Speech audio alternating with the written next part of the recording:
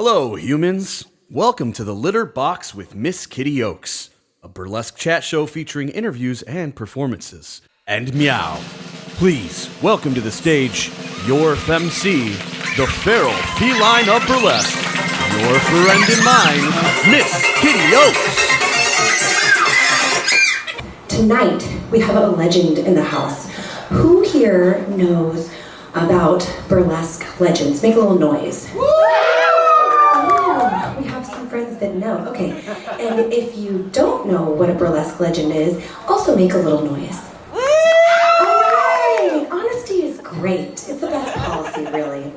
So, a Burlesque Legend is someone who performed in the golden age of burlesque. Went away for a while in the 80s when like stripper poles and cocaine took over. And then came back, and neo-burlesque is what we see performers doing today. But the golden age of burlesque was brought all across the country, all throughout the world, by people like our very special guest this evening, legend Coby Yee, who joined us on stage. And Coby this evening is joined by her partner, Steven. She's looking fabulous in this gorgeous hat. All right. I love you in red, darling. Welcome. Give a round of applause for the beautiful Coby Yee and her partner, Steven. Come on over and join us in this. And it's time for us to scoop that poop. Can you believe it? Isn't this silly? We're having a silly time here. I'm so glad you could join us. All right, let me shuffle my cards here. I'm very prepared. I have some really beautiful questions for her, but first I want to let you know a little bit of just the information that maybe they need to know before we get into our interview. Coby was a headlining dancer in the Chinese-American nightclub scene that flourished in San Francisco in the 1940s and 50s, as well as across the country and around the world. She was billed as China's most daring dancing doll, and she bought the Forbidden City nightclub from owner Charlie Lowe when he retired in 1962 and managed it until it closed in 1970. Is all of that right? I got it off the internet, so I hope it's right. Sounds good to me. All right. So the first question I have for you is, especially because you were billed as the daring dancing doll, how did you get started dancing? When did you start dancing, and how did you start dancing? When did I start dancing? Yeah. When I was a little baby girl. Yeah. I loved to stand in front of the store that we had, and I'd jump around like a little. My father called me a little monkey because I was jumping up and down. But my girlfriend across the street, who was also 5 and a half, 6 years old, she took dancing lessons, and she would come back and show me the little tap step that she learned. So that's the way I learned to do tap dancing. So we did that for quite a few years, and my father started to say, well, it's not fair, she's always paying for the lessons and you get the benefit of it. So he paid the $2. Oh. So that's how I got started dancing. Yeah. Moving along in your life, you started dancing very young. When did you get started working professionally as a performer? How did that start for you? Well, probably I was invited to one of my father's, I guess, service clubs, Eagles or Moose. They said, we'll pay your daughter $5 if she comes and tap dances for us. So I made $5. I love that! Wonderful! Now in your life, you're so vibrant. What is it about dancing do you feel that has been a part of your how you continue to be so alive and vibrant, even, you know, I don't want to tell people how old you are if you're not comfortable with that.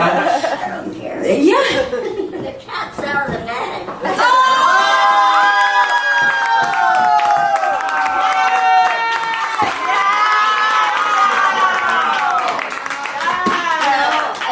The reason that I say that is that that.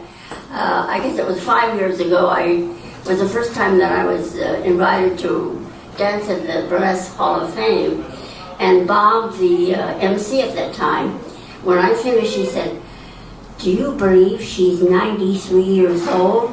And I said to Bob, "I'm not 93, I'm 88. I didn't even know I was saying 88 because I always said I was 29.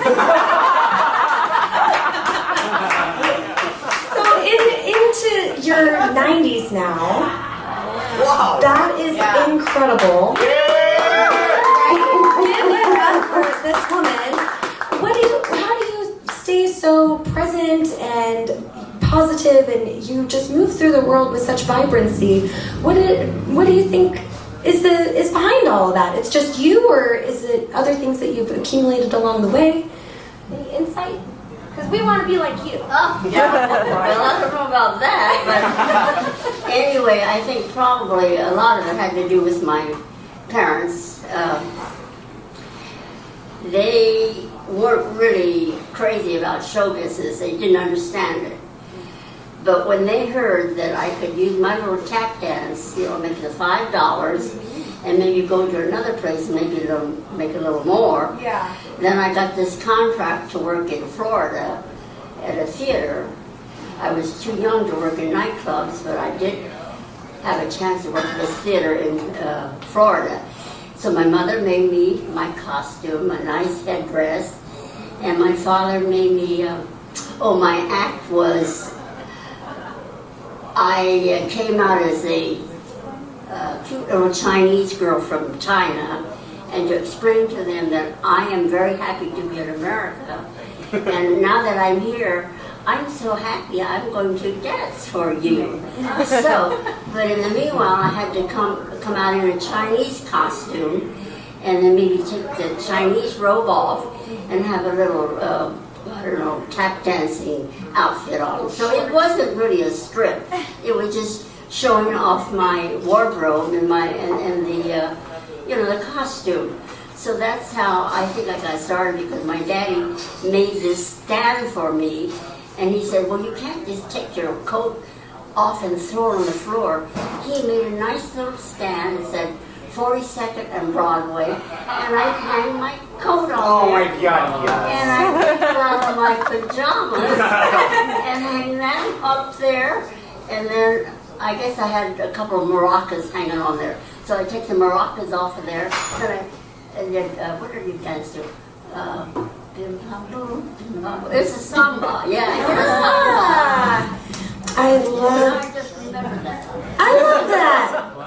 And remember the tune too. It's in there still somewhere. It's just hiding under lots of other years of performing and experiences along the way.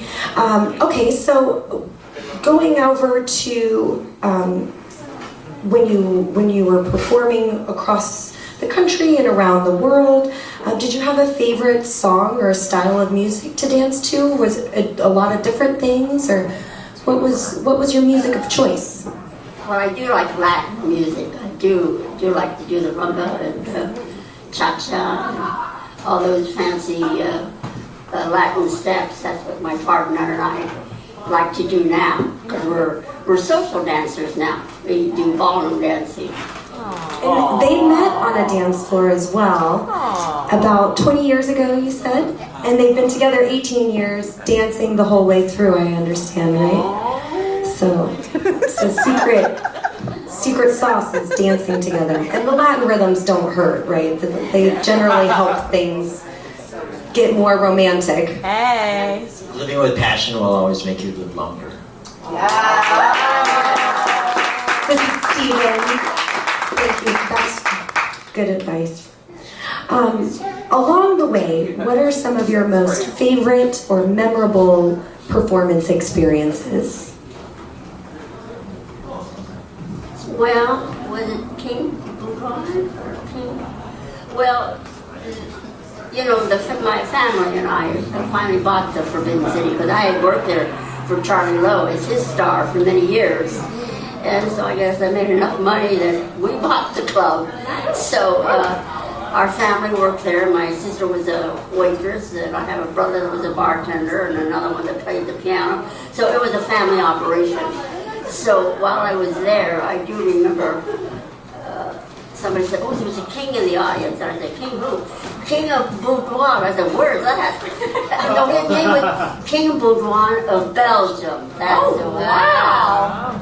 So I danced for a king. That's right, she did. And I bet he loved it. Okay, on the flip side of that, name one catastrophe. Thank you. One catastrophe from your decades of performance experience. Yeah, you just reminded me. I got in a theater. You know, there's not just one curtain. There's one, there's two, there's three, and they got all these legs and these different curtains. Well, my music started. I started moving. I started doing my act. I couldn't get out of the curtain. I couldn't find my way out of the curtain. I've been there. Where is your favorite place to dance in San Francisco today?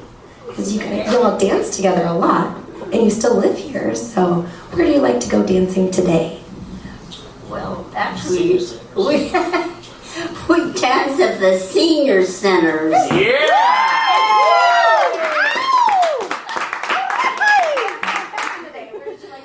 Well, I was too busy working, you know. Yeah.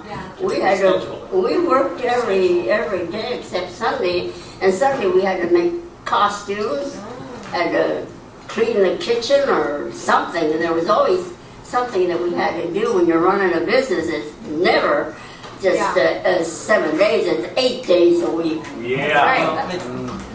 She had to rehearse her new show, which changed every 6 weeks. She did that first, and then she did 3 shows a night. So all she did was work. This career of hers, it was her life. She didn't have any other life. So there was no going out dancing. We're always on stage doing the dancing. That's fair. Yeah. Wow, 3 shows a night. That's a lot. Yeah, that's a lot. And every 6 weeks a new show. You know why? Because the 3, we catered to what they call the Gray Line. They brought in tours from all over the world. Yeah. And they bring a busload in. We dance for them, and they leave, and then they brought another busload in. Wow.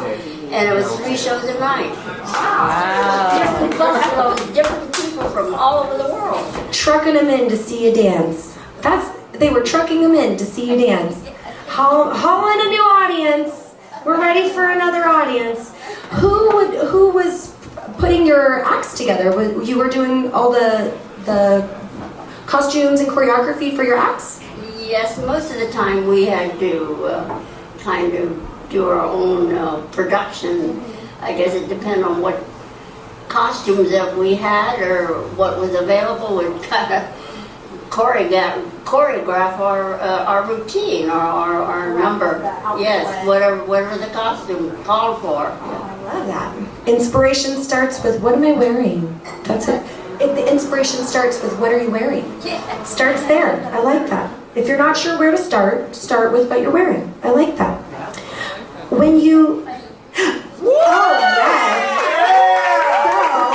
So, Coby still has a treasure trove of costumes and outfits that she has made.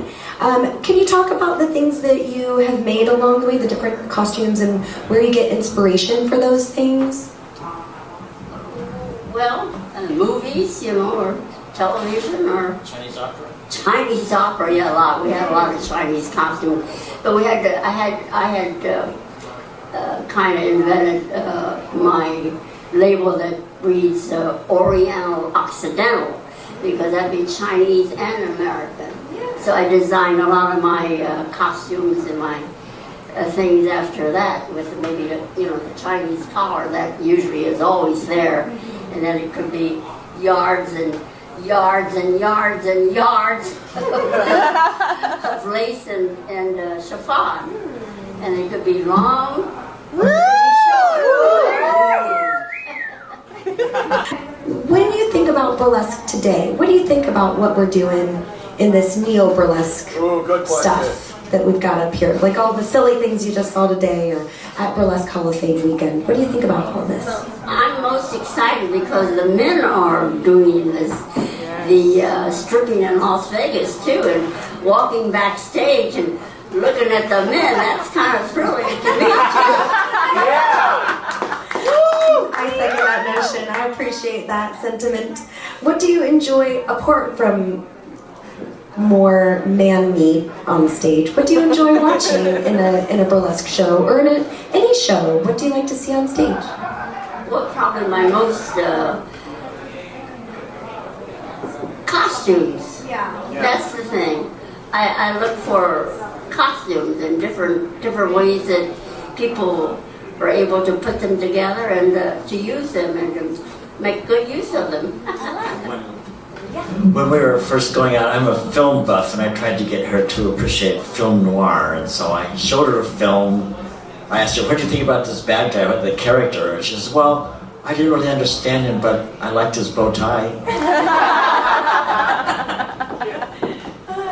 Drawn to the beautiful costuming, even if you don't care about the movie. Like, along the way, what would you say is the biggest challenge that you came across in your performance career? Because there are a lot of people starting performance or somewhere along the way, and we can get discouraged sometimes. So to hear from someone who's been through lots of different things along the way and kind of hear how they handled it, that can be really inspiring to us newer performers. So what was a challenge for you throughout your performance career, and how did you handle that challenge? Challenge. Like, what was hard? Did we talk about that? Which one? This is what partnership looks like. Oh yeah. She had a co-worker tell her she should be ashamed of what she was doing. Critical. He didn't understand what I was doing because he thought it was not quite right to be taking your clothes off on stage, and that well, I always had plenty on, you know. I had 5 different costumes.